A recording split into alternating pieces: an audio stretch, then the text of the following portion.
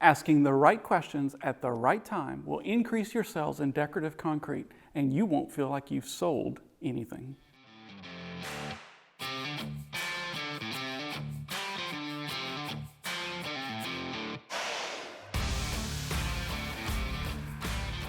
My name is Ron Nezat with Decorative Concrete Engine, where we offer business building tips and instruction designed to help you launch and propel your decorative concrete business forward. In this video, I'm going to highlight 3 stages of customer interaction where if you ask the right questions, you'll book more installations for your decorative concrete business. Be sure to stick around to the end because the most important ask is when you ask for the check. I will share a simple role play of what I ask my customers to get them to say yes to moving forward with their decorative concrete project. And keep your eye out for the check engine light. These are bonus tips to keep your decorative concrete engine running smoothly. Let's jump into it. Ask number 1, questions on the phone. You will start asking questions of your potential customer from the moment you answer their first call. The questions you ask at this time is something that's known in the sales process as pre-qualifying the lead. In order to pre-qualify the lead, you will ask them key questions to make sure that they are the right customer for you. Be sure to ask, what type of work are you looking to have done? If their answer is something related to decorative concrete, you can move forward with the next question. If it's outside of your scope of expertise, be prepared to refer them to a trusted contractor you have a relationship with. We talk about this in detail in this video. Check it out. It's time to check your engine. Ask about lead source. If you're not tracking your lead source, you don't know how your marketing dollars are working. Let's say their answer is decorative concrete related. Then you'll move to the next question. What is the address of this project? You don't want to take a job that's too far away, and you can use this information to stack estimates in the same region to keep you from driving all over for no reason. Do you know the approximate size of the area? Keep in mind your minimums. If they want you to come out and quote a 3x5 front entry, you'll let them know that you have minimums, but that you're willing to come out if they're willing to consider other areas for you to quote. We talk more about that in this video.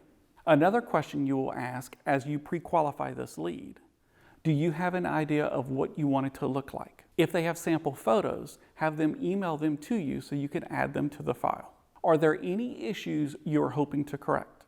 Make note of all issues they are having, such as cracks, holding water, slippery when wet, etc.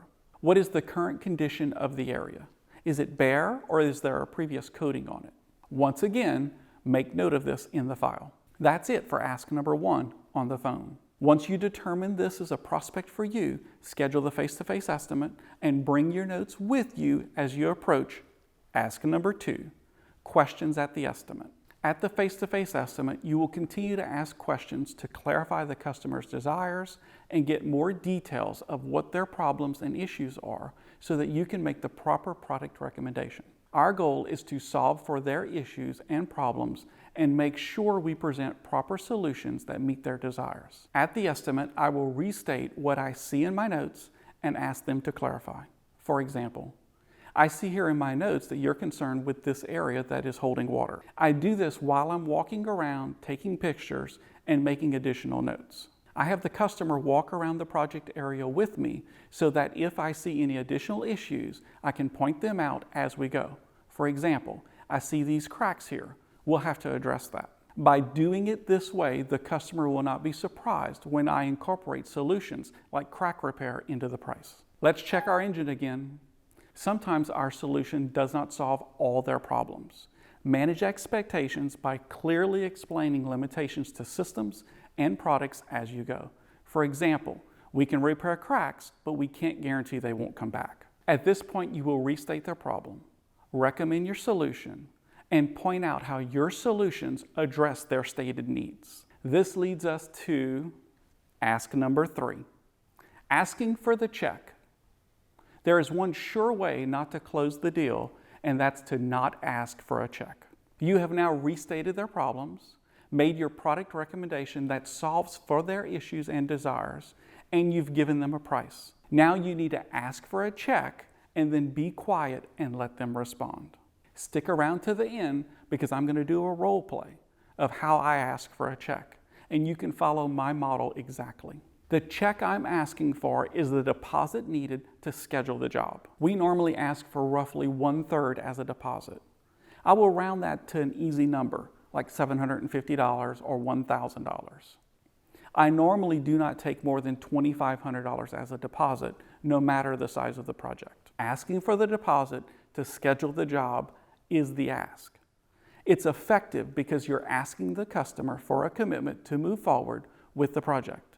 Their deposit is their commitment, and it's an effective business decision on your part because now you have the money needed to secure the materials for the job. That's why I say to ask for a check, then be quiet.